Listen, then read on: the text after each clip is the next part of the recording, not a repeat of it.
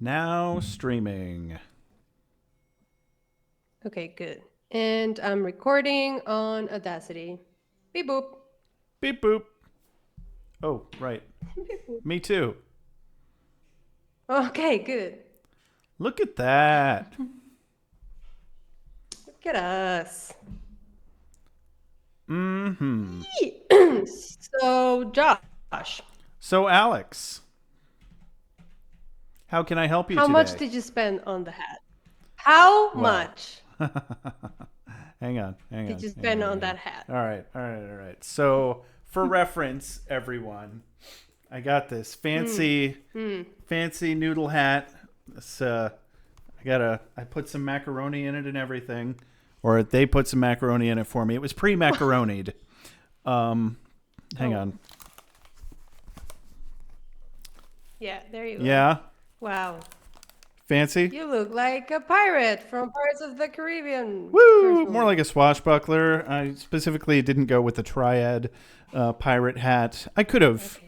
I might yet. Yeah, it's like. But anyway, yeah. So this hat. Alex first guessed $30, to which I guffawed, and then Alex took it up another $10 to 40, and then another 10 to 50, and I'm like, keep going. Keep going. And I'm like, no. Oh God. Oh God. I've made a poor decision. Keep going. No. How much? Do you care to make any more guesses? Or do you just want to know? Please tell me it wasn't $70. Was it 70? Was it 75? What? You're going to hate me so much. You're going to say, oh my God, I could have fed so many children. I could have retired. Yeah. I paid $500 for that hat. Joshua. Joshua. You're lying right now. Please be lying. I'm going to cry. I'm not. I think I thought you were poor. Oh, I mean. Now I know why you're poor. Right? No. I mean, Oh, I'm relatively poor. Just because I'm poor doesn't mean I can't splurge every now and again. I'm can't afford a house. $500. I'm can't afford a house with a garage and a new car. Poor. I'm not can't enjoy himself at the Ren Fair once a year. Poor.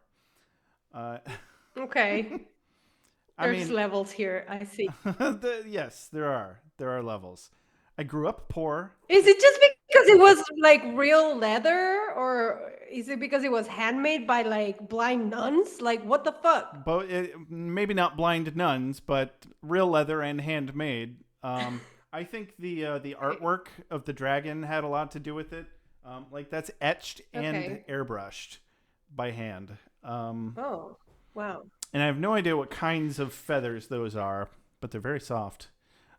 They get my roommate's cats very excited, and that scares the crap out of me. I'm like, no, not a $500 cat toy. No. No. Are you gonna wear this hat? Are you just gonna hang it somewhere? I feel display it on a museum. I did go back the next day, and I wore the hat for a day at the Ren Fair. Okay.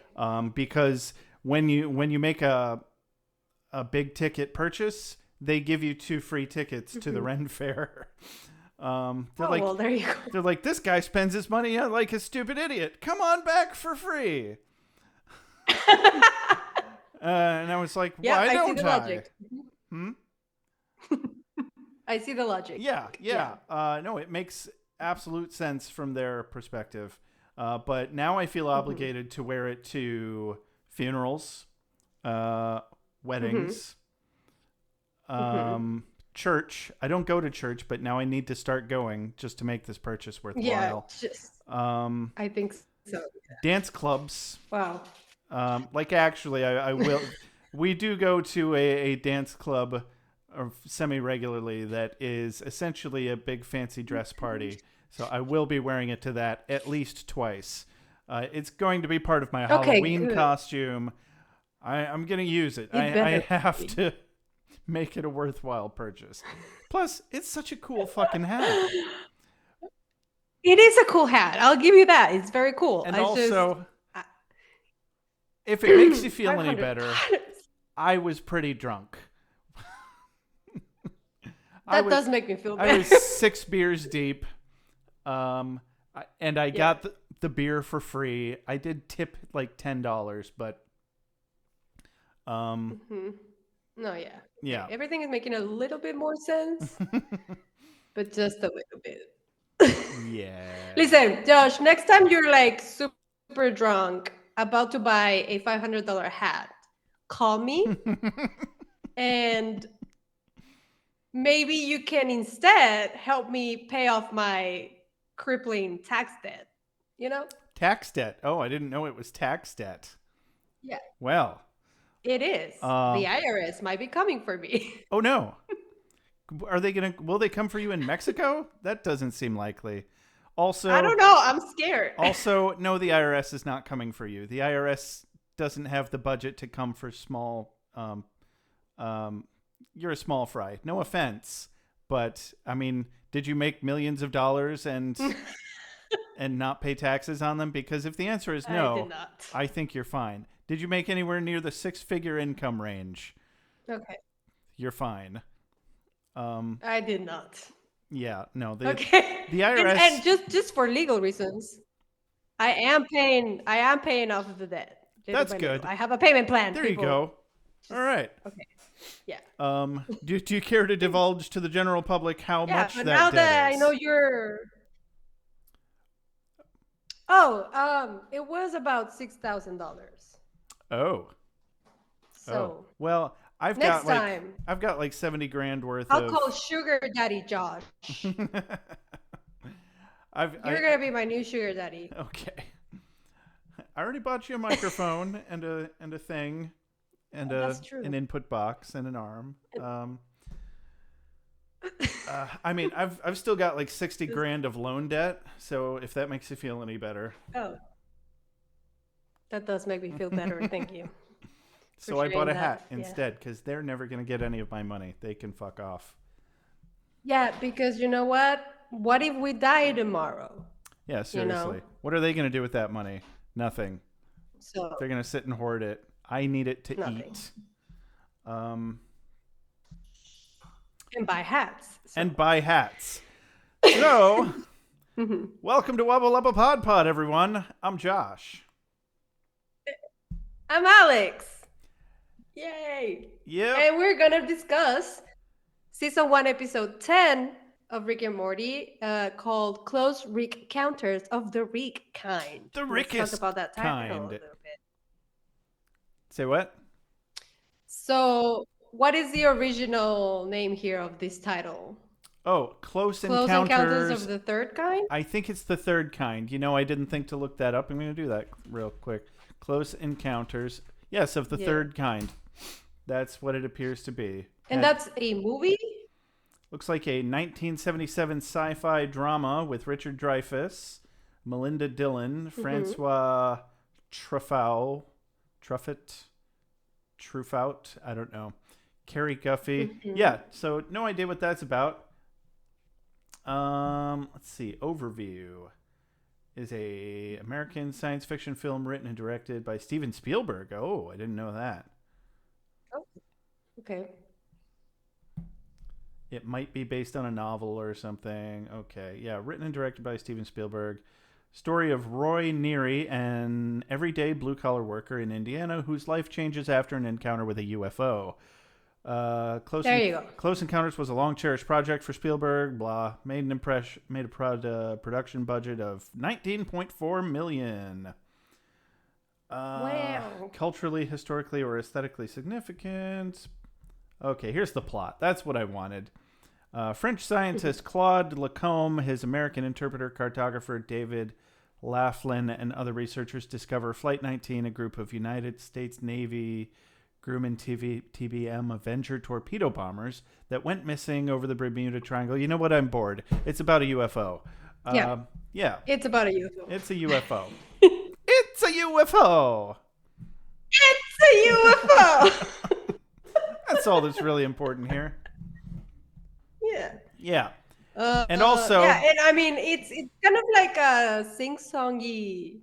I don't know. I feel like I've heard this title a lot, referenced, I guess, on other media. I feel like that as Maybe? well. Yeah. I'm not Yeah. super up to speed on all of my movie trivia. I'm not a huge buff on, well, anything really, which leads me into my my working catchphrase for our podcast or opening line. I don't know. Bear with me. Because this is Wubba Lubba PodPod, where we're just two casual nerds on a journey to become slightly less casual nerds by watching all that pesky TV and doing a handful of Google searches so that you don't have to. Hey. Hey! I don't know, I'll figure something I out. like it. Thanks. No, I like it. It's I did good. something Solid. similar last week. But you know how for Beer with Buffy we've got The Retro-Analytical podcast, blah, blah, blah. yeah. Retro-Analytical, yes. I like that. Yes, a retro analytical podcast. We trying to narrow it down into something like that. Or the Greatest Generation. They open every podcast with something like a podcast about two Star Trek nerds that are a little embarrassed to have a podcast about Star Trek. Something like that. There you go. Yeah. I like it. I'll boil it down. I'll land on some eventually. Yeah, we'll get it. Cool. So yeah, you know, Okay. we're a rewatch podcast. You're going to get a scene-by-scene recap with some analysis, and we're going to do our best to do some character tracking, lore tracking, and talk about fan theories and the like. Everything that comes along with the epicness of Rick and Morty. Of Rick Dun, dun, or dun. Morty. Oh, these guys. Okay, do you want to start? Sure. Yeah. Should we so, get into it? Yeah, Get into it. yeah. So we're in the living room. We're in the Smith living room, or not? I'm sorry, not the living room, the dining room. I fucked it up already. What are you gonna do? Good job. I wanted to track because, oh boy, do I have things to say about this scene. I'll just say what happens in the scene first. Wait, sorry, before we start. Sorry. One more thing before we start. I just wanted to let you know, Josh, and also you, the listeners, that I have begun a challenge called the 75 Hard Challenge. And basically, I can't, or I won't be drinking any alcohol or smoking any weed Oh no. for 75 days. So the next 2.5 months, no fun juice for me. Oh no. What's that for? 75 hearts? What'd you call it? 75 hard. Hard. Hard. This is hard, Mo. Ah. Challenge. Okay. Is it just It's a thing. Look it up. Okay. Just an internet challenge in general? Yeah. Okay. Good for you. Well, I don't know if it's an inner challenge, but like I got challenged by my friend and Krav Maga coach to do it because I told him I was having a hard time with discipline, and he was like, try this. And it's basically like eating well, no alcohol, drinking a gallon of water a day, reading 10 minutes of some book that's like teaching you something, 8 hours of sleep. It's like all these things to like sort of making a habit of having a healthier life and habits and behaviors. Yeah, And doing I'm trying it. Doing it for 75 Because I'm days. 31. Because that sounds like a good Correct. amount of time to set a habit. Yeah. I think Exactly. I heard that So- at bare minimum you need to do something for 30 days before it becomes a habit. But 75, Yeah. that'll... Yeah. Meanwhile, I'm That'll going to be a drink this super wine in habit. front of you. You enjoy, my friend. Just pretend it's grape juice. Because it is, kind of. Okay, I will. All right. All right, so All right. Now we can go into the episode. Yes. we're in the Smiths' dining room. Some shit goes down. Um, this is the first time that I ever figured out what the hell was going on in this opening sequence, in this opening scene before the opening sequence. Okay. So Beth is like, "Congratulations, Dad! This is your 1 year anniversary of being home again." Because if you all recall, canonically, at the beginning of the series, he's come home after 20 years of being gone. I don't remember exactly where that's said, but it's pretty common knowledge that that's where we're at. So she's like, "I'm going to make you flying saucer shaped pancakes for your anniversary." Which that's our clue that the next day after this opening scene is in fact the next day. But it's an alternate universe, but I digress. So, okay, geez, I didn't actually write down. The portal opens. Yeah, so a portal opens, and a Morty and a Rick. Yeah. Morty wearing an eye patch and a Rick with a scar over his other eye. Shoots Rick in the head, and Morty shoots Morty with a tranquilizer dart and drags him back through the portal. Everybody screams, mostly Summer or Beth. I think it's Summer. And bam, opening sequence. They're all screaming. Mm-hmm. Yeah, everybody's screaming. And opening sequence. Yeah. And then we start out with the family back at the table, Rick eating pancakes with a candle in the middle of them. And he's like, "Oh, I get it. Pancakes are already flying saucer shaped." It's very clever. And he's like, "I should be making you breakfast for putting up with me." And Jerry emphatically agrees. And this time, 3 Ricks instead of a Rick and a Morty bust through a portal in the wall, announcing that Rick is under arrest for crimes against alternate Ricks under the authority of the Transdimensional Council of Ricks. They freeze Ray Jerry for being an idiot. Because he tries to like stand up for himself or something. It's like, "You know what, Jerry, there's a time and a place, and I don't think this is it." He stands up and he's like, "Hey, what the heck?" And Rick is sure that they just want to waste his time with a bunch of questions. They handcuff Morty. Rick tries to get him out of it, but they tell him that he lost his say by refusing to join the council. And he asks them to unfreeze his wife's idiot at least before they go. Jerry comes out of it yelling about his stupid coin collection that is a limited mint R2D2 coin instead of George Washington. I mean, I want to know what kind of coins. Like, are they quarters? I know. Are they 50-cent pieces? Are these legitimate currency, American currency, or are they just stupid collector coins? I don't know.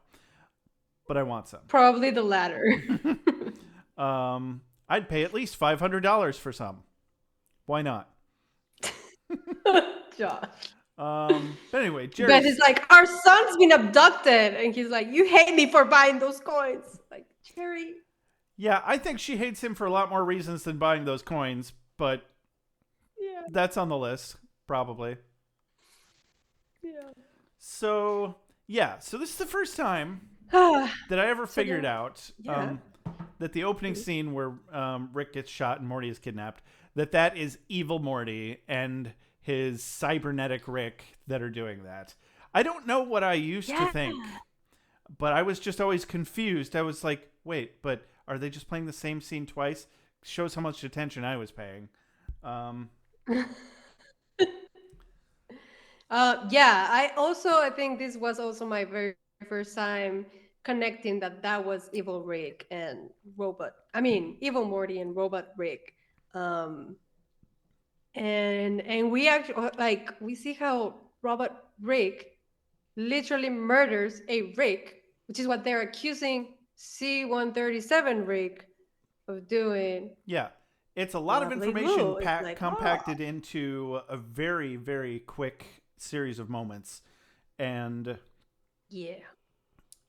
it's a great Easter egg moment to come back to once you have questions that need to be answered. But when it's just being thrown in your face without any context, your brain doesn't really absorb information that way, you know? And so you're like, I don't know what I just saw. And then you see the story pick up where it it feels like the story's just picking up where it left off, and it's repeating it so that you get to see it twice. That's what it feels like, even though that's obviously not what's happening. And the same effect, there's probably some sort of psychological term for it, I don't know. But the same effect happened with people with the transition between Back to the Future 1 and 2. Because if you watch Back to the Future 2, you start to think that you're just rewatching the end of Back to the Future 1.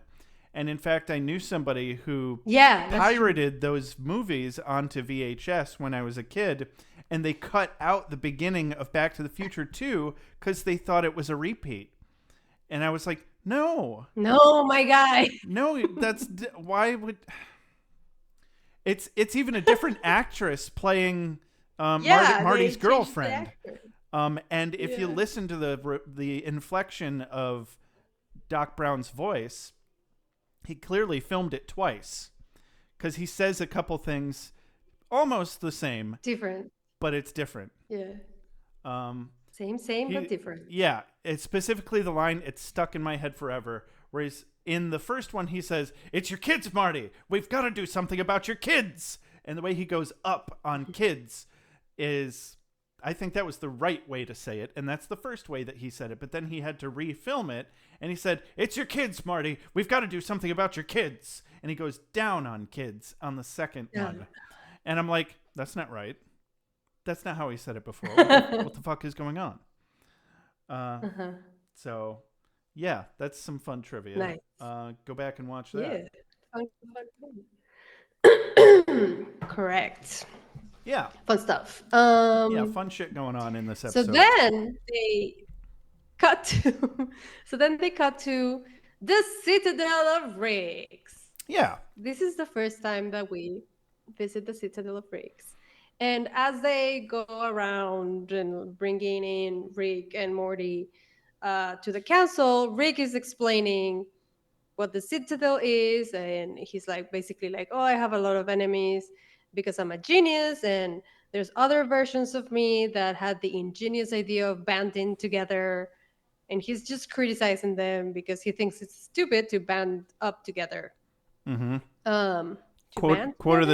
To band together. Yeah. Quote of the day here for me. He says, "Wherever you find people with heads up their asses, that someone wants a piece of your grandpa." I just like that line. But then afterwards, you can see one of the Ricks had died by, remember? There's afterwards, when they're showing all the murder Ricks, one of the Ricks that was murdered has his head up his own ass. Yes. Did you catch that? I did catch that. Yeah. Mm-hmm. Okay, so anyway, as Rick is like explaining all of this, Morty gets distracted by the cowboy version of him, and Rick is like, "How you're easily impressed, my guy." Mm-hmm. and then he explains how like most timelines have a Rick and most Ricks have a Morty. And then they arrive to the Council of Ricks, which is just Ricks with like the stupidest hairdos. Right. Yeah, and I want to note we walked past several versions of Rick and Morty that are not quite identical to them. There was a Cyclops Rick and Morty. There was a Cronenberg Rick and Morty. You already mentioned Cowboy Rick and Morty. But there was also a French Rick and Morty who was drawing Rick, and he had a little pencil mustache.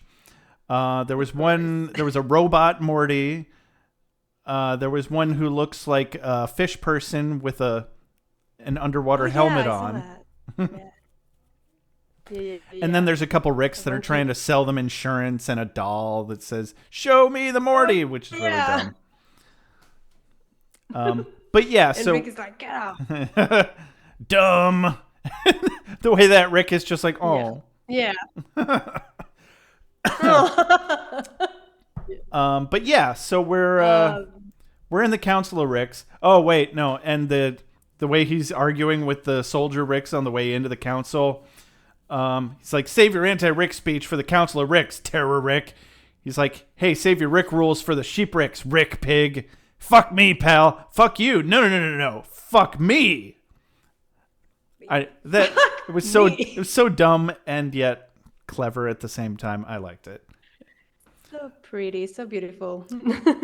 And so the panel of Ricks, these guys with the dumb haircuts, some are swoopy and swirly, and others are pointy. Did this remind you of any movies that you've ever seen? These guys. I mean, Star Wars. Okay. A little bit. I don't know why, but I didn't think of that. Just 'cause they're all like.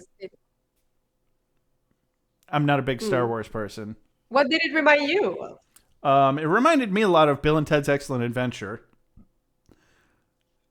Okay. When they go I don't know that one. Okay, when they go to the future, there's literally 3 dudes dressed pretty much just like those guys, except they're wearing purple instead of white, and they've got crazy fucking haircuts. But there's only 3 of them, and it also reminded me a lot of the very first episode of Star Trek: The Next Generation, where we first meet Q. He's sitting up in one of those super high chairs, all dressed up and ready to be judgy, kind of a situation. So, but yeah, I guess I don't remember. I don't know enough about Star Wars, but I can imagine there being some high and mighty people in Star Wars that are like that. Yeah, I don't remember which movie it is, but I think it's in the prequels that they go, and there's a Samuel L. Jackson, which is Count Berber. What's his name? Oh, his character name? Windu. Oh yeah, I couldn't tell you. I couldn't tell you in a million years his character name. So I think it's Windu or Master Windu or something like that. And he has a purple lightsaber. But I just remember, and then there's like they're all sitting on these chairs, much like how we see the scene here in Rick and Morty. And there's like also Yoda, and there's like other Jedi masters, I guess. Okay. And that's what it reminded me of. All right. So it's a huge sci-fi staple if it's in both Star Trek and Star Wars and Bill and Ted's Excellent Adventure. Come on. So I think they're nailing it. They're already just nailing it. And good job. Thank you. I mean, yeah, they're good job to them, not to me. Okay. They bring up this big holographic montage of dead Ricks, informing him that there have been 27 Ricks murdered. And Rick wants to know why they brought him in and not anybody else. Well, because he's the only one with a history of non-cooperation with the council besides the scientist formerly known as Rick, who is also dead. And they show us a picture of dead scientist formerly known as Rick. And he's wearing a maroon jacket and a ruffled tuxedo shirt. And I'm really sad that we never got to see that version of Rick. Oh, right. Sorry, it's my cat. Okay, I was just gonna ask. Food, food dispenser. It's like sounds like somebody's doing dishes. Okay, it's done. Oh, do they have an automatic feeder? Yeah, I don't have to do shit. Nice. Awesome. I imagine you have to fill it occasionally. Well, I have to refill it. Yeah. So yeah, where were we? Right, the scientist formerly known as Rick. I don't know. It would have been cool to see him alive, you know. But then this is where they tell Rick, like, of all the Ricks in the central finite curve, which is something that we talk about later in the seasons, like more detail, and we kind of like, because in here, I guess like I never cared to know what this was about or what the central finite curve was, but later we know that it's like a little bit more relevant. It's going to be a very important point. Yeah. As we go along, definitely. With this whole thing. Both for the plot of the show and for fan theories. Correct. And yeah, and because and of all the Ricks in the Central Finite Curve, you're the malcontent, the rogue. So then Rick goes on to accuse them of becoming less Rick than him because they formed their own government. Mm-hmm. He's just criticizing their whole spiel. And then I like when he like everybody starts murmuring, and he's like, "Yeah, murmur it up, d D bags, bags, yeah. And then he tries to leave saying, murmur it." I think we all know Yeah. that we prefer fluffy cakes with syrup on top, and I think we all prefer to be accused of crimes when there's evidence. So, and then they're like, great idea. They take his portal gun and they scan it, which it shows that he's been to all of the places where the 27 Ricks were murdered. Oops. And they sentence him immediately to the Machine of Doom, which swaps your conscious and unconscious mind, rendering your fantasies useless and making everything you've ever known impossible to grasp. And also every 10 seconds, it stabs your balls. Which part is worse, Josh? Um, The ball stabbing or the other thing? honestly, not sure, but Rick's heard enough. I'm not interested in waiting around to find out either. And he starts fighting his way out. He grabs another Rick's laser gun, his Morty, and his portal gun from the scanner that it's plugged into, and fucks right off. He starts booby trapping Ooh, the and this is hallway. when they start hopping between different dimensions. I like Sequence. this whole thing. It's great. Yeah. So we're going, So yeah. he starts booby trapping the hallway behind him with portals that let out fire, bees, a tentacle monster. Oh, yeah. I think there was some pumpkins at one point. I thought they were basketballs. But, Maybe. like covered in some green goo. I don't. I thought it was pumpkins and dirt. But Okay, could be. yeah, could go either way. Either way. They jump from a window and they go through a portal that he shoots into a balcony, and they land on a butt in, I guess I would call this toilet land, because there's toilet paper on trees hanging off of branches, and there are huge plungers at the top of some of the trees, like they're like leaves, and butts everywhere, butts for days. But farting. And I think like they all like the ground is just like liquid shit. Solid poop or liquid poop. It's poop. Yeah. Either way. It's I mean, they're able to run on disgusting. it, so I imagine it's at least semi-solid. And so the soldier Ricks follow very close behind with their own portals. Rick shoots another portal through the crack right into the crack of one of the butts. Right into the crack. And here we go into one of my favorite sequences from this series ever, in Sentient Pizza Land, where a pizza slice orders one large person with extra people. They sit on normal chairs, this is important, and they use a normal phone, by our definition, of course. I don't want to be xenophobic here. And his friend is indecisive about the toppings. White people, no, black people, and Hispanic on half. And then Rick and Morty run through, followed by the soldiers. The pizza slices look shocked, because from their perspective, a pizza just ran through their house. Yeah. Yeah. Oh my god. True. I mean, how And would then you they how would go you to feel if a Big pizza? Grandma World. Sorry. How would you feel if a pizza just ran through your living room all of a sudden while you were trying to order one? A pizza. I would have questions, but I think would just try to go catch it because I bet it would smell delicious. Right? And it's huge. Yeah, and a pizza with extra pizzas on it, because that's how they order it. Yeah. I'd like a people with extra people on it. That's how everyone orders their pizzas in the next 3 scenes. And that's a bit of a plot hole that we're going to discuss. I mean, I'm kind of discussing it now, but you'll see what I'm talking about if you don't already. Anyway, so Rick and Morty run through and they fuck off. And they cut through Greasy Grandma Land.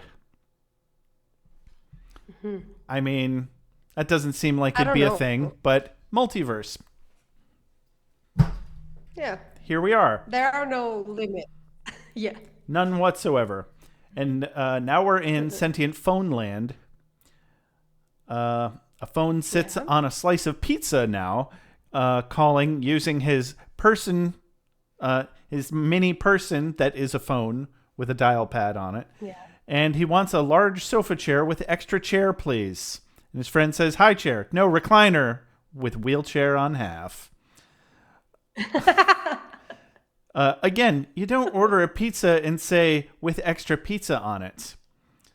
But No. whatever, I guess. There are no rules. No rules. So the Benny Hill team runs through again. Are you familiar with Benny Hill? That's not a lost reference. Mm-hmm. Okay, thank God. The phones again look shocked. Yeah. You know, the replacement for people, which in this case is phones instead of pizza. And now we're in Dodo Birdland. Yeah. Rick shoots a bunch of portals, and then they jump into the last one. As the soldiers follow, they are thrown off because they could have gone into any one.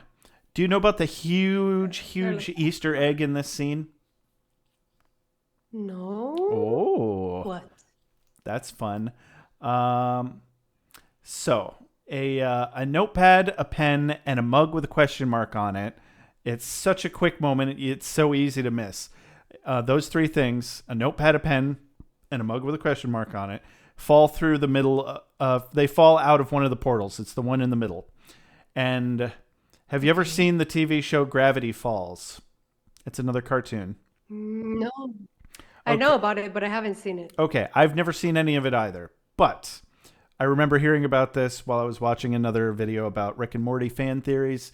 And this is one of them, that the universes of Rick and Morty and Gravity Falls are connected by a bunch of stuff, but this is one of this. I believe this is the first one we've encountered, because there's a scene in Gravity Falls where a character loses those exact three items into a Stargate style portal that from the scene it looks like he's building that portal to me. It's a portal though. And it sucks. Yeah. He's holding a pad and a pen and a mug, and they get sucked out of his hand and into the portal. And he's like, "Oh shit!" And then those fall out of Rick's portal in this scene. That is so cool. It's really fun. I love that. Mm-hmm. And you can find that on YouTube. Definitely look it up. That's awesome. Fun! Yay! And also the Dodo Birds. Did you notice that the Dodo Birds have the exact same haircut as Doofus Rick? As Doofus Rick. Are they related? Evolutionary DNA somehow? Right? Maybe this is actually the dimension he's from? I don't know. Yeah. Or maybe the illustrators or the animators only know one haircut that makes people look stupid. Contrary to that evidence, I going to refer to the Council of Ricks. There is many stupid haircuts. Okay, you're not wrong. So, I mean, but they're not as stupid as Dodo Birds. They're stupider than Rick, but then again, all the Ricks are stupider than the Rickest Rick by default. Correct. Yeah. Anyway, so now we move on to Sentient Chair Land, where two armchairs sitting on people using a pizza phone to order a large phone with extra phones.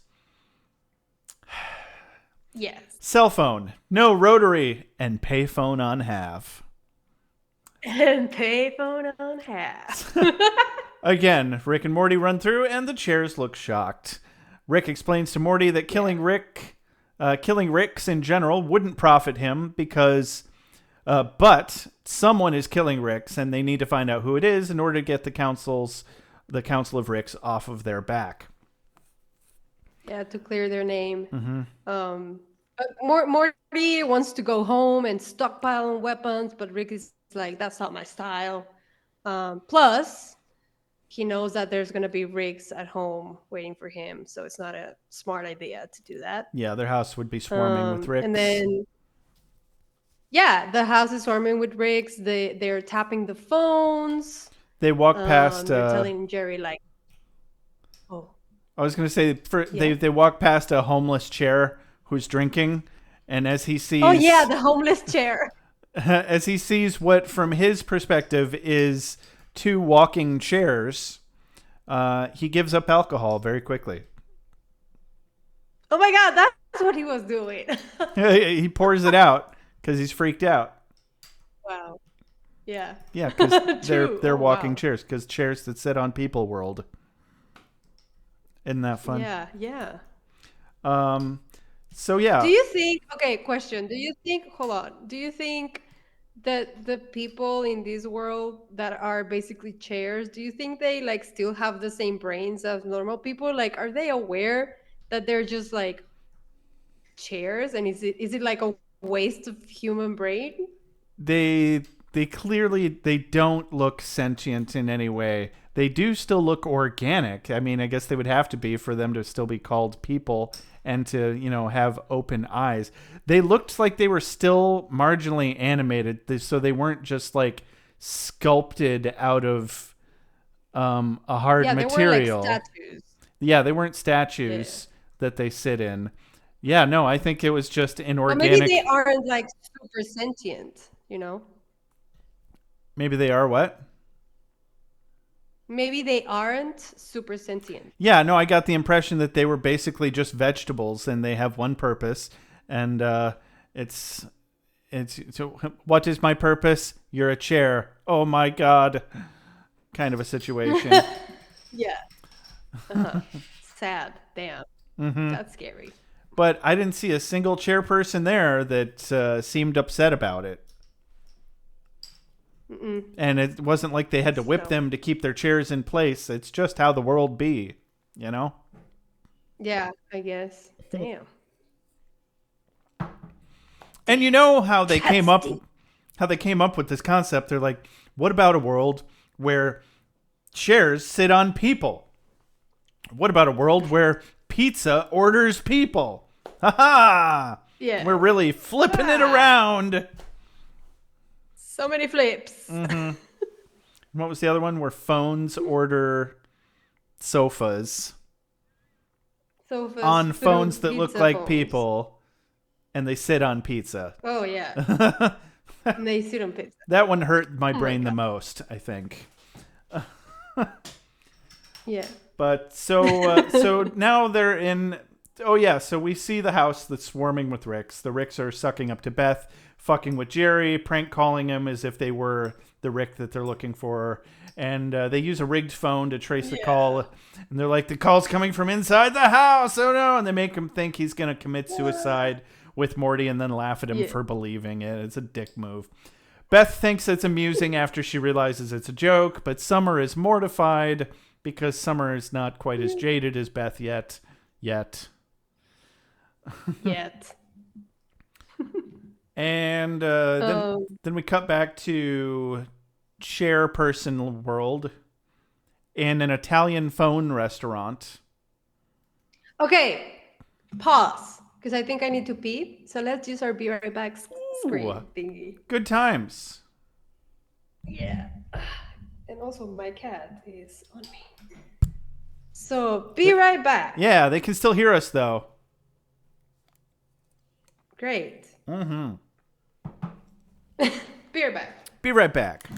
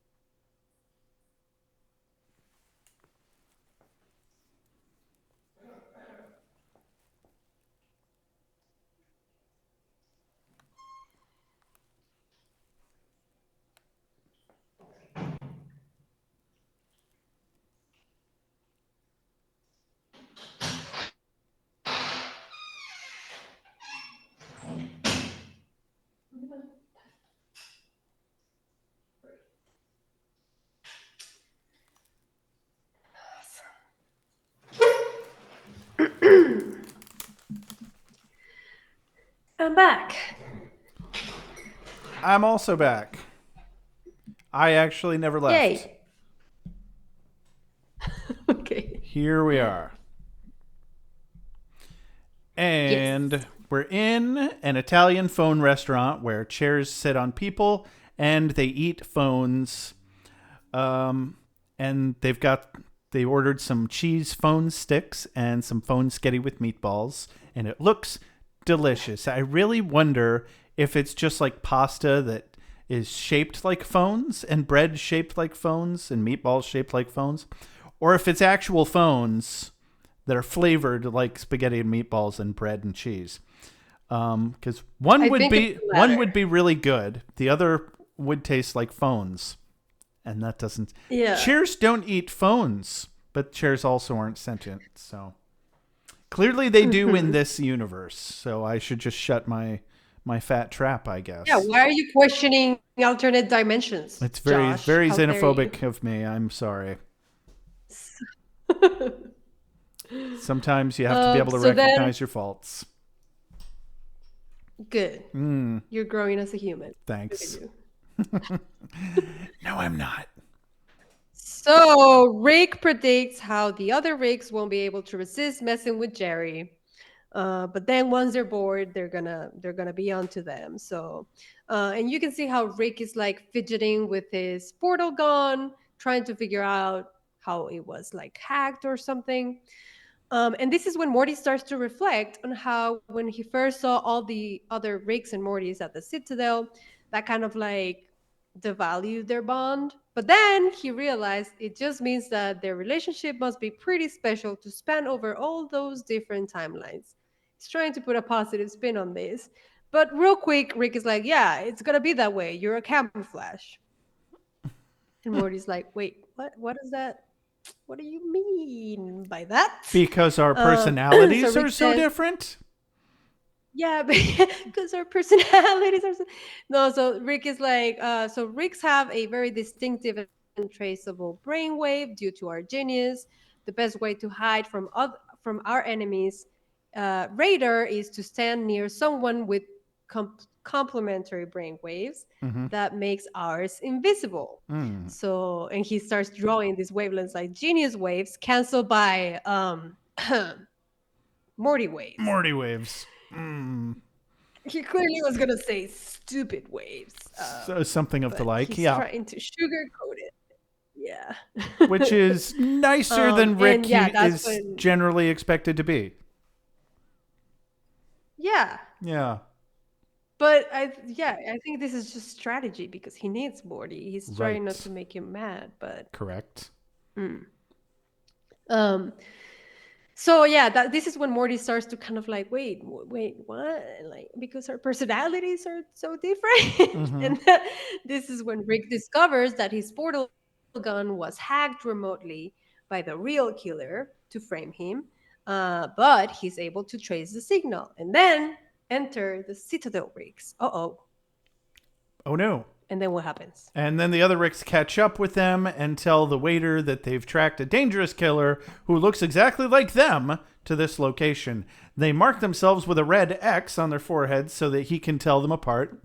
And and they think that they spot them trying to disguise themselves as chairs because they see from behind two people on the floor, crab walk style, wearing Morty's yellow shirt and Rick's lab coat. But they turn them around and it's not them.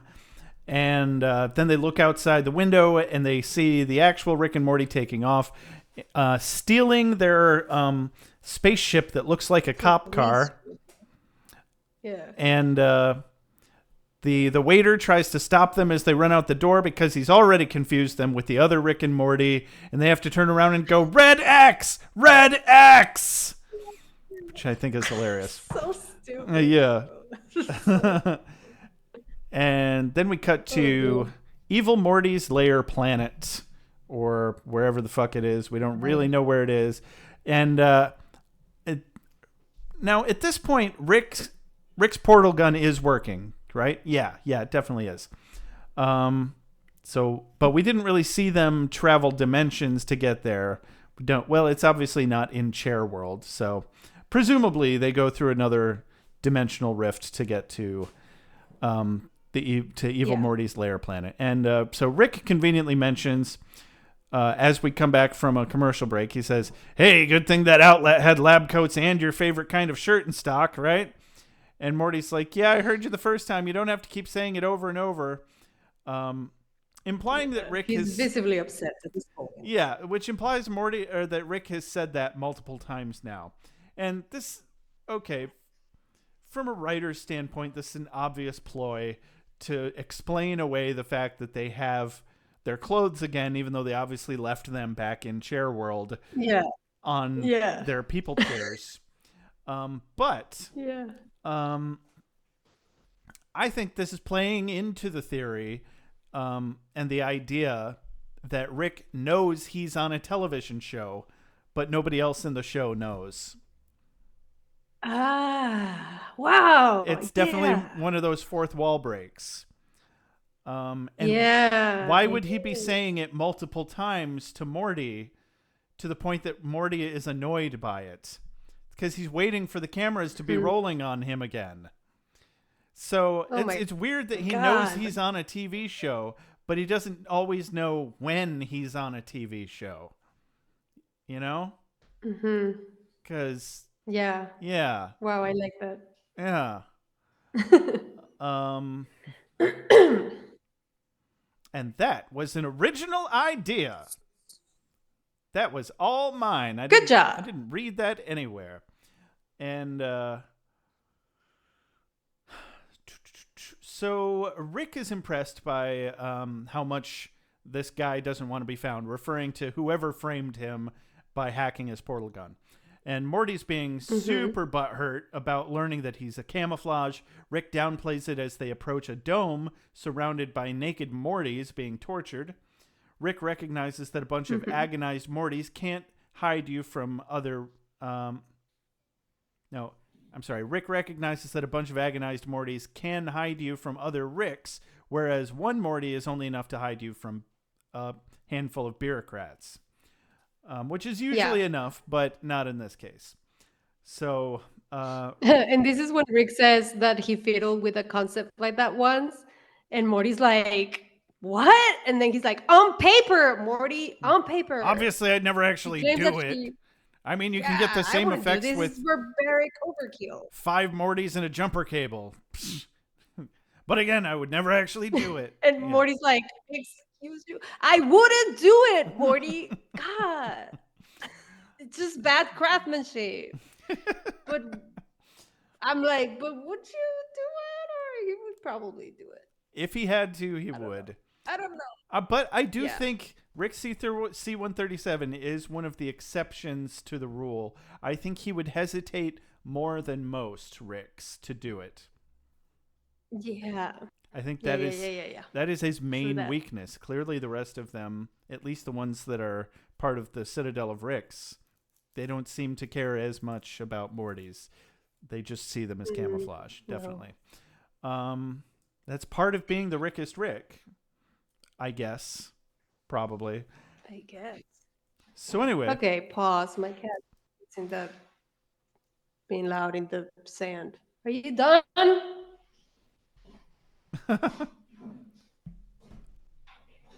We'll be right back. While Alex's cats poop a bit. We'll be right back. My cat is in the bathroom.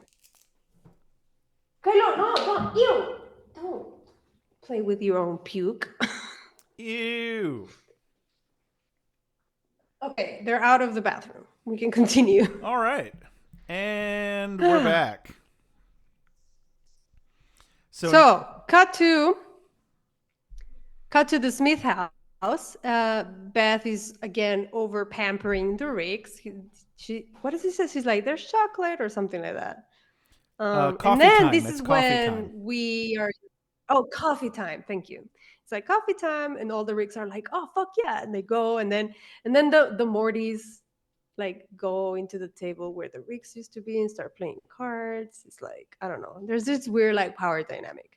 But then this is when we meet Doofus Rick. which approaches Jerry and starts kind of talking to him. And at first, Jerry is like sus of him because he's like, "Wait, are you being a dick to me? What's going on here?"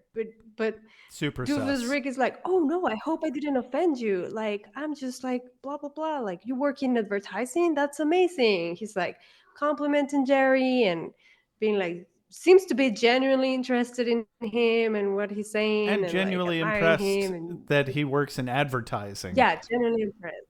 Yeah. which is quintessentially, I think that's a joke in and of itself because advertising is like one of the most soul sucking bullshit fields that you can possibly work in. And like you have to be a soulless cunt to be a part of the advertising industry. Which makes sense because, Okay. man, I fucking hate advertising. Like, even the Do you goddamn gas know pumps what I now. do for Oh, are you do in you know what I do for a advertising? living? Jeez, I take back everything I just said. I didn't mean a thing. Yeah. Not not a I word of mean, it. it's marketing. I don't know if there's a difference, but Probably. listen, Yeah, there's definitely a difference. sure, let's pretend. I guarantee it. So I don't get So, so your dream is hey, to get I people. gotta make the bucks. You got to get people to pay $500 for a hat, right? Exactly. Yeah. Exactly. Shut the fuck up. How can we make this asshole want to pay $500 for a hat? Well, we have to get him super drunk first. Yeah, it's all a plan. It's all an elaborate plan. We are geniuses. But Genius. yes, I also see the soul sucking part of it. Anyways, Yeah, it's okay. You've got a soul, probably. I believe you. I think I do have some left. It's possible. Anything's possible. Uh, And um. Oh, Doofus. Okay, so I completely forgot about this, but Doofus Rick has a Morty, but it's a weird Morty. It's an Eric Stoltz mask Morty, yeah. which was he the bad guy in the mask? I haven't seen the mask in a really long time. Oh, not the mask. But I do remember that like face. Not the mask with Jim Carrey. A different movie. Okay. It's a different movie just called Mask. From I want to say it's from 1985. I looked it up on Wikipedia, so I've got the page right here. It's a 1985 American biographical drama film directed by Peter Bogdanovich, starring Cher, Sam Elliott, bunch of people. Okay, it's about this kid named Rocky Dennis, a boy with craniodiaphyseal dysplasia, and is accepted without question, which means that his head is like super duper fucked up looking. It really looks just like Eric Stoltz mask Morty's face. There was a kid in reality, historically, who looked like that. Right. Because he had this horrible rare disease. And they made a movie out of it. And that's this movie. And so it's about this kid who's accepted without question by his freewheeling biker mother's boyfriend, his extended motorcycle family, and his maternal grandparents who share his love of baseball card collecting, but is treated with fear, pity, awkwardness, and teasing by those unaware of his humanity, humor, and intelligence. Yeah. So it's apparently a very touching, heartfelt, dramatic movie. And it's a true story, mostly, probably. I don't know. Okay. Um, I mean, I don't know if I've seen this movie, but I do remember that face. So I must have come across it at some point. yeah, so I never actually saw the movie. Sorry. Yeah. That's all right. Okay. So I never actually saw the movie, but I remember Family Guy mocking the scene. If I'd gone on to read more in the Wikipedia, it talks about a scene where he meets a girl at this camp that he goes to, and it's at a blind camp, so she's blind. So it's beautiful that she falls in love with who he is because she can't see his face, and it's adorable. But they make fun of that scene in Family Guy where she's feeling his face, and she's like, "Oh my." oh, oh my God. I know you said you were ugly, but there are limits. Because she's feeling his face. Oh no. it's, yeah, it's Yeah. really Wow. mean, but it's Family Guy, whatever. And so he explains Yeah. that they assigned him this Morty because he never had kids of his own and wishes that if he did, that they were all as smart as Jerry. Aw, Damn. yeah. Aw. It's And very wholesome. super wholesome. Yeah, I bet there's some wholesomes they'd like to fill, huh? Huh? Okay. Heyo. Because, oh my God, Jerry and this Oh, Rick are just fucking in love with each other. My God. they do like it's like love at first. Well, love at like third sight. Yeah. Yeah. You know, he had to do a double take. And then, yeah, at the third Yeah. take, he was like, okay, you're the love of my life. And so the other Ricks find the two of them hanging out and immediately mock them, both of them, claiming Doofus Rick is from the timeline where everybody eats poop. Doofus Rick does actively deny that he eats poop, and we never witness him eating poop. And personally, I believe him. And Okay. he starts Yeah. he starts Yeah. crying, and Jerry comforts him and calls him the best Rick. Yeah. Quote of the day here: "If I've learned anything, it's before you get anywhere in life, you got to stop listening to yourself." And Doofus Rick says, "Wow, you really are wise. I guess that's why you work in advertising." And Oh man. Jerry says, "The fact that you think that makes you the best Rick."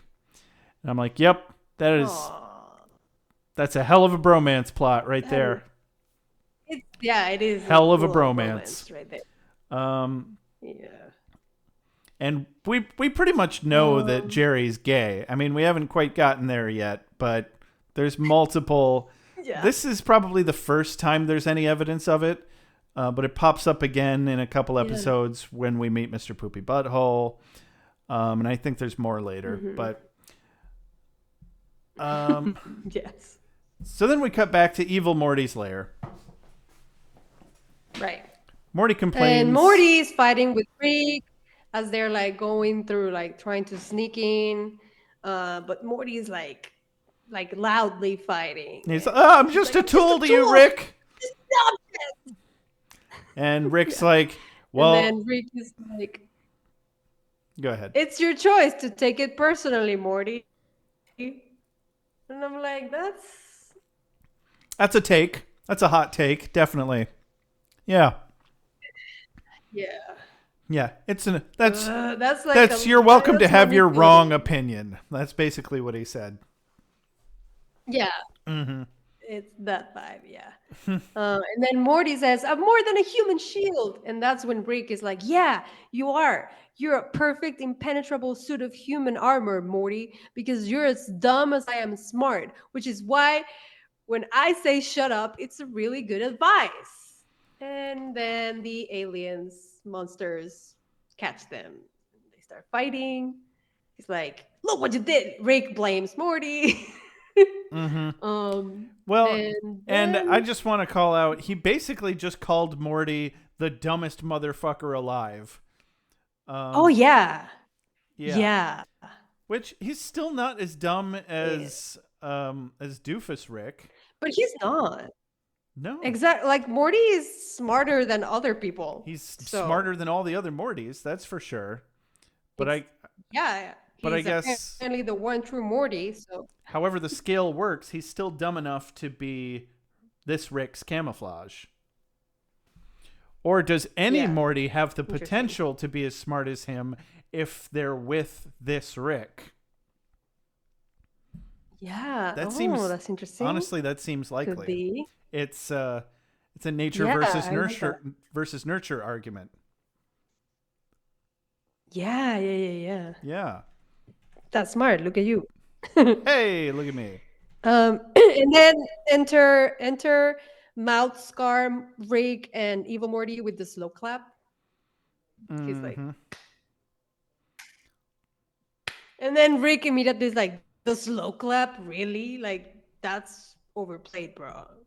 And Mouth Scar Rick is like, nah, I actually invented that in this dimension. Blah blah blah. They're like so smug.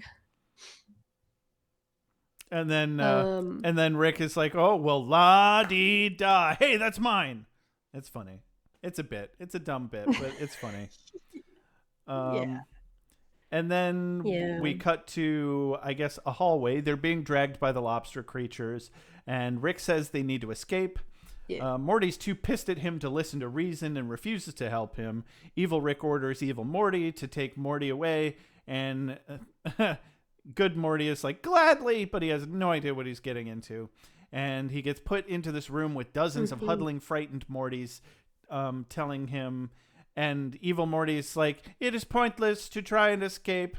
No Morty has any chance against a Rick. Yeah. Playing the part. Oh, yeah. And then I like how like Morty looks back at all the terrified Mortys and then somebody farts. Yeah. And most of them look pretty normal, but there is one Morty that's just literally a hammer. Oh yeah. Random. And I think there's one that has little alien antenna. Alien antenna. Yeah. So now we're in the main control room, and Rick is strapped to this chair, and he's got a couple of good zingers, and the lobster dude keeps laughing at them while evil Rick is languishing over his symphony of Mortys that are in agony. And but Rick is disappointed to learn that it's just a random noise that the lobster makes every 10 seconds. And evil Rick informs... He's like, oh. Yeah, oh. Evil Rick informs him he's not as clever as he thinks he is. Long story short, he's going to download Rick's brain and kill him. And this causes an actual small amount of panic in our Rick, C-137. Yeah. But I like I like when he's like going through, he's like, oh, I've done this spectrum of rigs and ordered them from least evil to most evil. And he's like, here's where I am. And then he goes like skips one rig, and then the next rig is like, look, here is where you are, Rick, and then goes back to the rig that's between them. And he's like, this guy, super weird. Super fucking weird. Like, I want to know why. I want to know what and he it's was not into. Doofus Rick. It's not. No. Yeah. Well, Doofus Rick would be way off to the left, I think. Yeah, way like probably.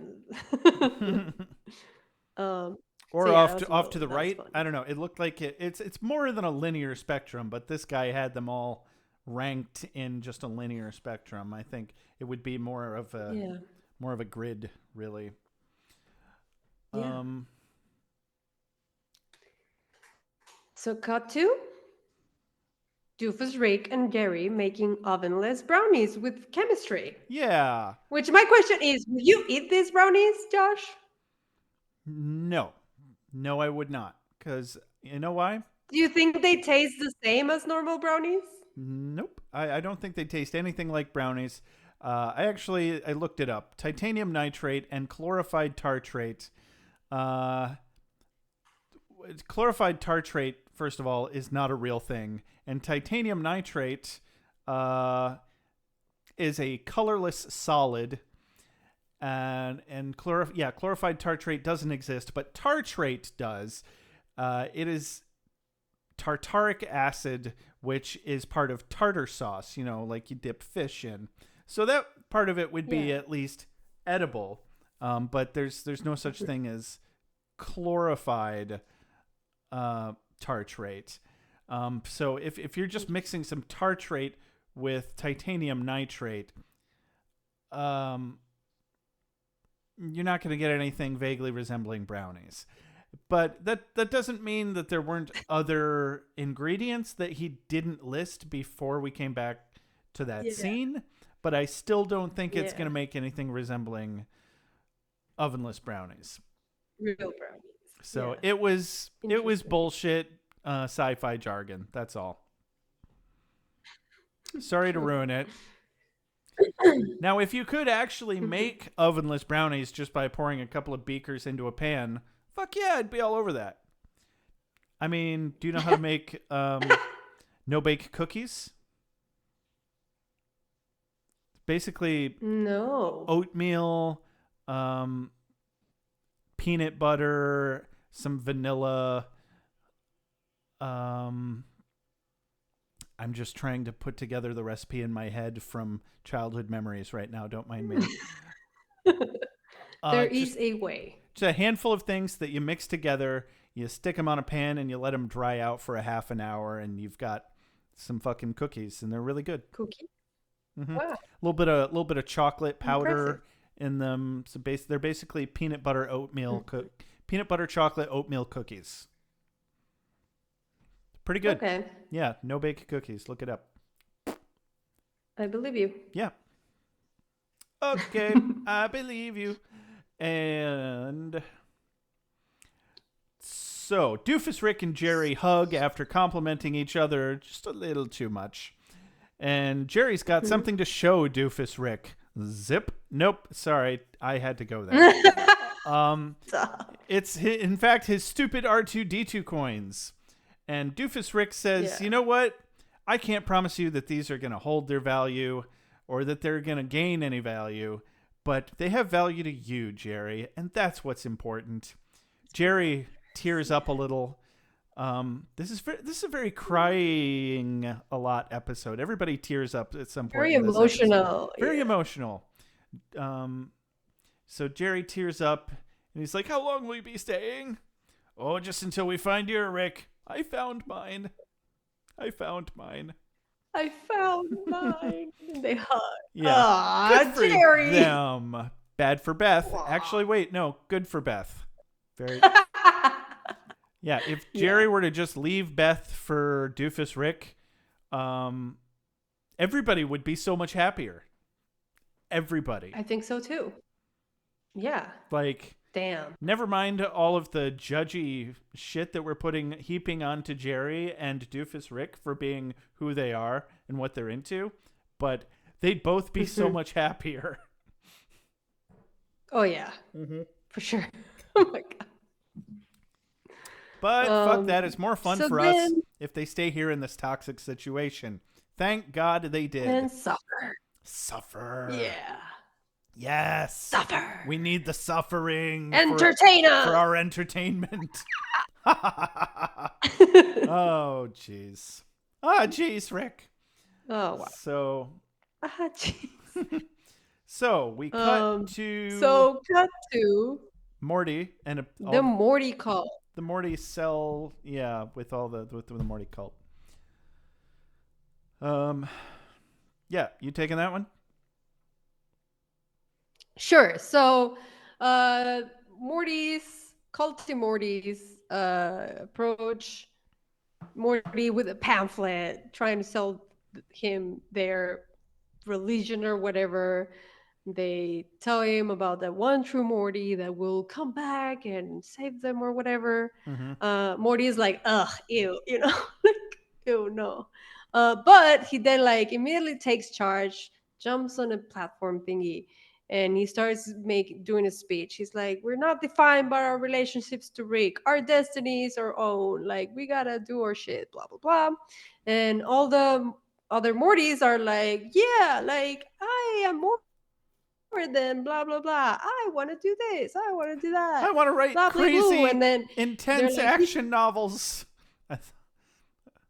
yeah. And they're like, "He sounds like the one true Morty." So they all band together. I'm more than just a hammer. And I am more than just a hammer. I wonder what else he is. Right. And so they end up banding together, and they escape the holding cell. One of the alien monsters is like, "Hey, you gotta keep quiet," and they all like swarm him, And like, they just start ripping and those they, like, fuckers apart. Yep. Yeah. Back to the control And then room. cut to Yeah, we're back in the control room, and I'm calling him Cyborg Rick. I know everybody seems to be calling him Robot Rick, but I have evidence. I was calling him Mouth Scar Rick, which is a mouth. I thought he had an eye scar. Was it his mouth? It was both. He had a Okay. a little bit of an eye, but the more like scarry scar was the mouth. So I don't yeah, know. I don't think But he's a robot. I like yours better. I don't think he's a robot. I think he's a real Rick. And I think Yeah. Morty has just installed, evil Morty has installed remote control um, receiver Technology. Yeah. technology in his brain because he Yeah. bleeds. And I mean, Yeah. even Morty, like he tucks those wires back into his eye socket later. So I mean, Yeah, that's true. how did he install this into a Rick's brain? No fucking idea. But I think that's what happened because he's clearly bleeding when they Yeah. cut the top of his head off. But we'll get there. So wait, how do you call him? I call him Cyborg Rick instead of Robot Okay, Rick. let's do that. Yeah. Let's do that. So Cyborg Rick witnesses Rick's memories as he tears up, and we see a baby Morty on screen. We also see a Morty being shocked, presumably to death. But anyway, he's definitely being shocked, and we also see a Morty in front of a big toothy snarling monster chasing him right behind him. And a handful of other things, but those are the most important ones that we're going to talk about later. Cyborg Rick is like, you're tearing up over a Morty? If there's any truth in the universe, it's that Ricks don't care about Mortys. And Dun, dun. and knowing, spoiler alert, that this is not Rick, this is not the evil Rick talking. He's just a puppet. This is evil Morty talking through this Rick.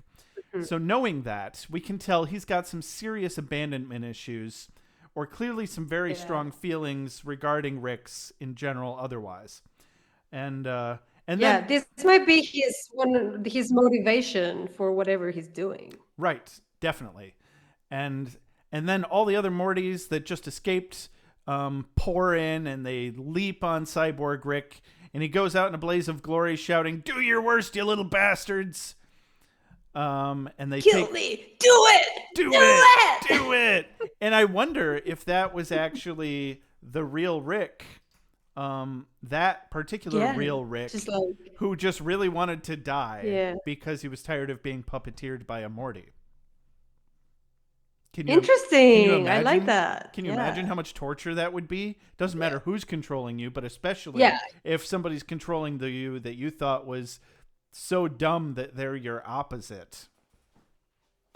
That would be Yeah. torture. That would be torture for Rick. And so Morty lets, Morty, or the Mortiest Morty lets Rick out of his constraints. But he's being pretty bitter. He's like, "You're lucky I'm not a Rick." He's like, "Point taken." Yeah. And then Rick releases all of the This is Mortys. no time for arcs. Right, yeah. And then he lets, He says this is no time for arcs. yeah. And then he gets up. And the first thing he does is he releases all of the Mortys that are on the shield on the dome. And then he calls the Smith house. I don't know if he's got a cell phone or what. It doesn't matter.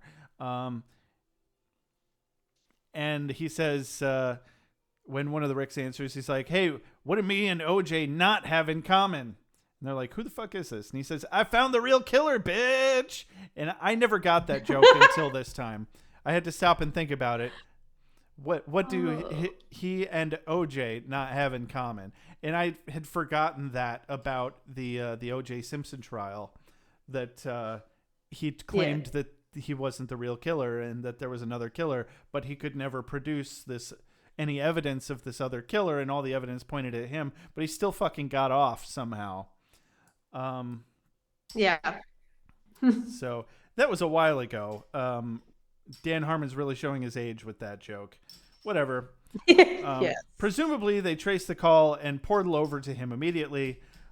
We cut over to Jerry's office real quick, where Jerry and Doofus Rick are playing with Legos, and they say a very sad goodbye as the other Ricks come in and they're like, "Hey, Ding Dong, it's time to go." And Jerry tries to plan a hit on Rick. Yeah, he's like, I mean, I'm not saying kill him, but I'm not saying Don't kill him. And Doofus Rick is like, "No, dude, this is how it has to be. We both know it. Blah blah blah. Let's just say goodbye." He's the They have a wise one. heartfelt goodbye. You know, he's Yeah, calling he's the wise Jerry all one. Still, wise, what does that say about Jerry? right? And they hug, and Doofus Rick is like, "I love you, Jerry. I love you." And I'm like, "Ooh, that's quick." These two, I'm telling you, Yeah. they just need to get a U-Haul and just move right in. Um, Jerry has I know, very lesbian of them. It is. Yeah, Jerry has big feelings about it, which he takes out on the wall by punching it. He's he's so upset. Oh man. I know. Um Oh. and evil Morty's lair, the soldier Ricks come through and they're all like hut hut hut hut hut hut hut. It's very un-Rick of them. I don't get it, but maybe that's only because we're so used to dealing with C-137 Rick that we don't understand how hive mentality the other Ricks can be. That's my story, and I'm sticking with it. So the soldier Ricks come through and start rounding up all the Mortys who are still stomping the shit out of Cyborg Rick.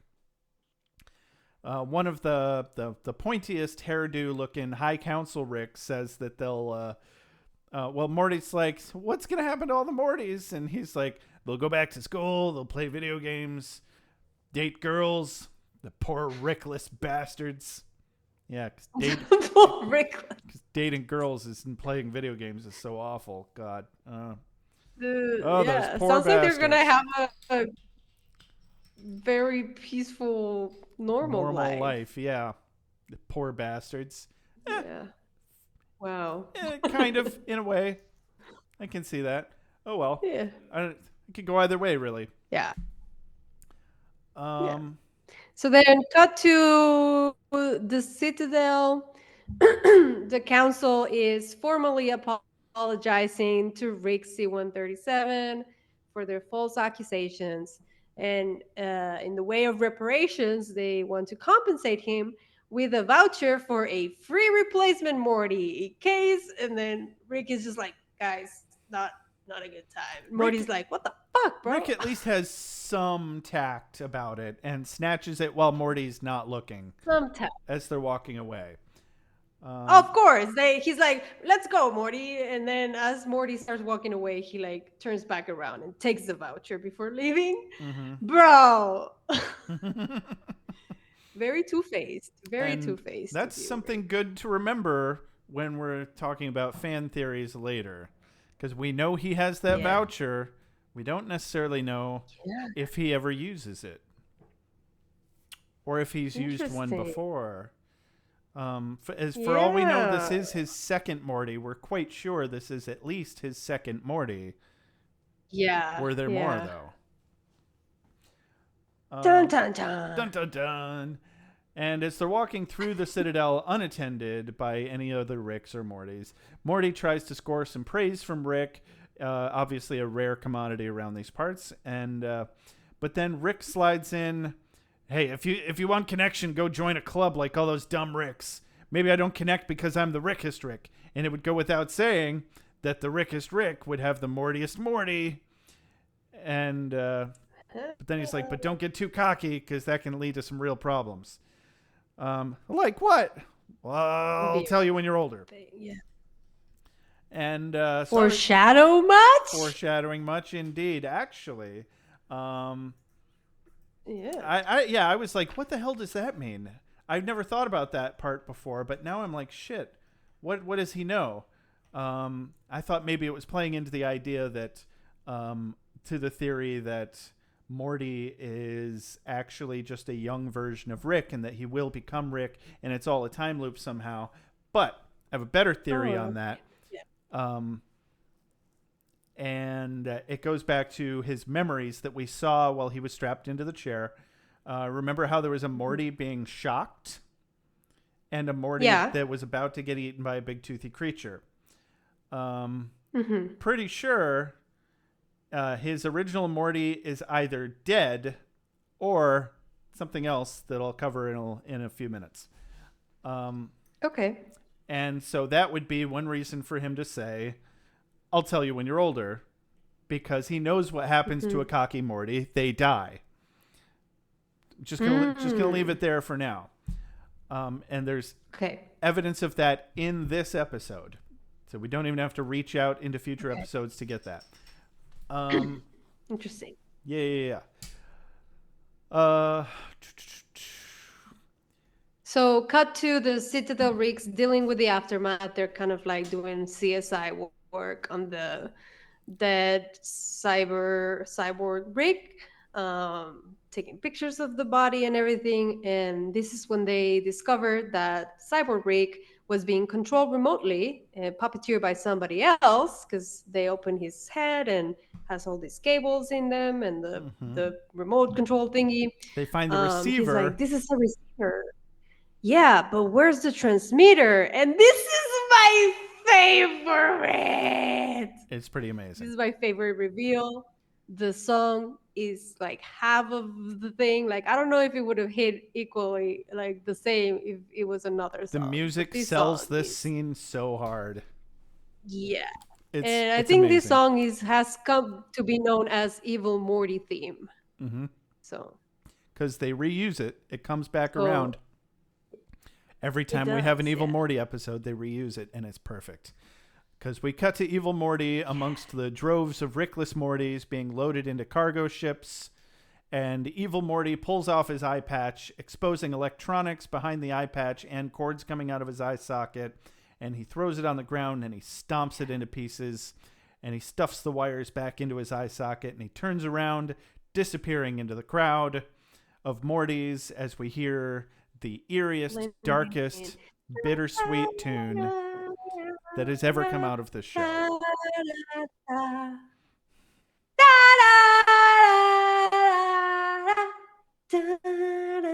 Love it. Mm-hmm. And roll end And then credits. end credits. Beautiful. But then, Beautiful. And I think this is, yeah. I was just gonna say that I think this is like a fan favorite episode. I think this is a lot of people's like favorite it's episode, at least of season one. definitely, it's listed as top rated on IMDb. It's like a Yeah. 93% rating, which is very high. Um, Yeah. even in comparison to all the other Rick and Morty episodes, but also just very high rating in general on IMDb. So then the tag scene after the credits, we're in Rick's bedroom at first, and Rick gets Wubba home. lubba dub dub! Wubba dubba dub dub! And Jerry claims that he was just checking the smoke alarms, and Jerry's like, or Rick is like, all right, okay, get out. And but Jerry was clearly just sitting there being a sad boy about losing his new boyfriend, Doofus Rick. I And know. Rick kicks him out. Jerry But goes, also, is this the first time that we see Rick's room? I think so. And not only the first, but also possibly the last. The only time? It's the only Yeah. time I can think of that we ever see Rick's bedroom. I know, We right? almost His never bed see is it. like shitty. Yeah, I didn't. I should have paused it and taken a better look. I didn't get too good of a look at it, but I mean, we don't see it for very long either because Jerry Okay, goes. I paused it. Oh, go on. Yeah. Sorry, just yeah, finish the scene and I'll tell you after. Okay. Huh, huh, huh. So Jerry goes to the living room window and sees Doofus Rick across the street, waving at him through the rain as some dramatic sad music plays, and it's all sad. And Rick immediately Sad. sidles up next to him at the window and it's like, oh my God, are you friends with him? You know he eats shit, right? Oh, this is rich. I've got like 10 Ricks to call right now. And poor Jerry. It's a good show. It's a good show. Poor Jerry. Aw. Yeah. He just completely ruins his wholesome moment with his new boyfriend. Mm-hmm. Well. What are you going to do? So you looked. Wait. Da, da, da, da, da. Yeah. So you looked at Rick's room. Okay. I looked a little bit at Rick's room and I'm not sure about this, but is everything on his wall he's like tracking down of Prime Rick or Evil Rick? Really? Because there's like a lot of things. that could be. And like there's like string connecting stuff, and there's like Oh, a portal gun he's got a and there's conspiracy a theory ship. board. Yeah, it's like a conspiracy theory board, and I'm wondering if it's about his, his quest of like finding evil Rick or Prime Rick, whatever you call him. Uh-huh. And I Okay. think it might be. I need to go back and look at that now. Um, Yeah. all right. Yeah, obviously we'll get more of that comes up in later seasons. But I think we've got a couple Yeah. seasons before that really becomes relevant. I can't wait, but I must. But I must. But So, you ready to talk fan theories, or at least yeah. the one glaringly obvious fan theory that is most relevant to this episode, anyway? So, Hmm. Tell um, us.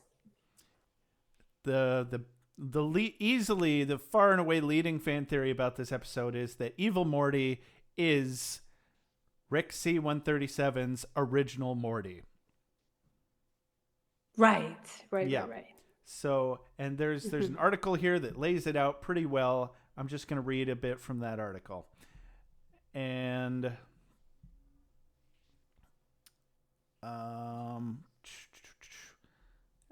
actually, you know what? No, I wrote it out fairly well. I'm just going to read from my script. Never mind. Okay. So they specifically mention in this episode, tomorrow is your 1 year anniversary back in our lives, and at the beginning of the episode, Beth said that, and also it's a canonical fact that Rick has been gone from this dimension for 20 years. But then we see baby Morty in his memories. Just before we also see an electrocuted Morty and one that's very, very nearly being eaten by a large toothy monster. Just like in the opening sequence, the very last part of the opening sequence. Now, sidebar, opening sequence, that's the only scene of the opening sequence that we never see play out in the actual show, and it never gets cut from the opening sequence. Everything else changes every season. That one stays the same throughout the seasons. Stays the same, yes. So, and it's Rick jumps into a portal, leaving Morty behind, nearly being eaten by a toothy monster, but we don't actually see it happen. So, this is the one, it stands to reason that the reason Rick is crying here is because he thinks this Morty is dead. Or this Morty is dead. And obviously we know that his current Morty, C-137 Morty, is at least his second Morty. Because his excuse when he comes to this dimension is that he's coming back after 20 years, but he sees in his memories a young Morty. There's no way he could have seen a young Morty unless he was living in a different dimension where he did see Morty grow up, and very likely got that Morty killed or thinks that Morty is dead. One of those two things is true. And also later in this episode, when he says, "I'll tell you when you're older," he's very probably referring to the fact that he's seen at least one Morty die from being too self-assured, which is why he's all disconnected from his feelings and extremely sparing with praise to Morty. So, back to the question. Yeah, he doesn't want to bond like he probably did with that other Morty. Because he blames himself for Morty's death, and he thinks that it was his fault for showing him too much love, and that gave him too much confidence, which got him killed. Which I think there's a fallacy in that logic somewhere, but it really softens the blow to a lot of Rick's behavior. It doesn't make it okay, but it makes it understandable, you know? And right. but still, the question is Evil Morty our Rick's original Morty? Does Evil Morty know that this is Rick C-137? Well, no, he must. He obviously does. Um, Yeah. so is Evil Morty trying to get back at Rick C-137 because he knows, because he thinks he was abandoned by him, not knowing that Rick C-137 thought he was dead? Yeah. Yeah. Or maybe Rick C-137 didn't think that he was dead and did actually abandon him, but feels really bad about it. Yeah. There's, Right. there's a lot of ways that could go down. Because obviously in this scenario, what if Evil Morty is his original Morty that survived this traumatizing experience after being abandoned by Rick? What if he somehow miraculously got away from that big toothy monster? Who knows? Maybe there were two different Mortys, and one of them got shocked to death, and the other one was abandoned in the toothy monster dimension. Yeah. So yeah, a lot of more questions that come up from this theory, but I think it's one that still has not been publicly debunked by any creators, and I don't think anybody's gotten on the internet and like announced that they have evidence that it can't be true because this. Yeah. But I think it's pretty solid, and I like it. yeah. Yeah. There's another theory that Rick and Morty is actually just one big time loop, and therefore C-137 Morty is also evil Morty, who's just gone through enough time loops to be jaded enough to want to get back at all the Ricks, specifically this one. But I didn't see any great evidence for it. Feels like a load of bullshit to me. Yeah. That one doesn't seem as plausible. No, there's really no good explanation for how he's doing the time loop or why. That I was reading even in the article that was pitching the theory. So I'm like, come on. But yeah, there's lots of articles out there about Evil Morty being Rick's first Morty. Check them out if you want to learn more. And also, yeah, there's a lot. My personal theory, I don't think Doofus Rick eats his own shit. I think they're all just assholes. Like, and yeah, I also think that. I think they're just bullying Doofus Rick just to bully him because he looks different and he's nice to Jerry. You know? Exactly. And do we even know that there is, like, we know from the from interdimensional cable that there was a channel that was a movie or a TV show about a guy that was eating a big bowl of shit. But then but then a woman is like, here's a court order that says you can't eat shit anymore. Why would that happen in a timeline where everyone eats shit? Yeah, I don't know. So, and it's I mean, not, could be. Not quite the same. Could be like a punishment for something.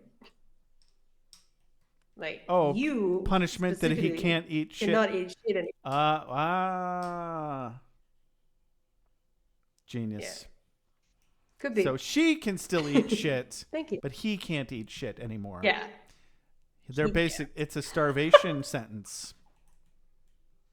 There it is. That poor bastard. Damn. He needs his shit. How else is he going to survive? I don't know. He's going to have to make himself into a human centipede. No! I hate those. I never actually saw them, but the concept alone makes me sick. Yeah. I don't ever want to see these movies. I don't. No. So there's that. Okay. Any other theories? That's all I got. You got anything? No, basically, I mean, I did read some stuff on Reddit, but it all was like, well, the one that you just said, and different people thinking about it Mm-hmm. and but basically that's like the strongest, most important one. Mm-hmm. Um and then yeah, just my own observation of Rick's room, that the whole thing, everything that's on his wall, I think is like his own little map of whatever he's discovered about, or his quest to find Prime Rick. Why does he want to find Prime Rick? Um, I think he part of that. I think him wanting to find Prime Rick is. Hold on, I'm just pulling up a screenshot of Rick's bedroom here, real quick. Yeah. Damn it! Oh my god, having a hard time here. Prime Rick killed his wife, Beth's mother. Right, that's why. Yeah. Yeah.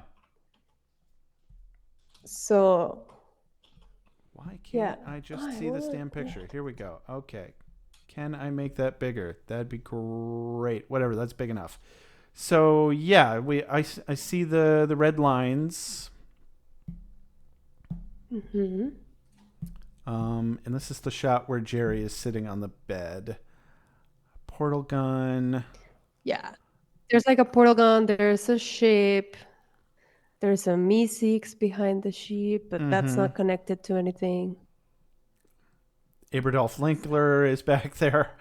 That's funny because we don't see him till next episode. They think ahead. Hmm. They really think ahead sometimes. Yeah, I love that. Mm-hmm. There's some planet, there's like some equations. I mean, there's not much like legible stuff, but just based on the like portal gun and the ship, those are like strong clues to me, because because when evil Rick killed his wife, it was because he had come to like tell him about the portal gun, and Rick rejected him. Mm-hmm. He was like, I don't want that, like I'm happy with my life. Hmm. I don't know, my Yeah, brain I'm is connecting things, I just don't know. okay. Yeah, I'm not Don't know, super up like, to speed on any of those theories or even the actual plot.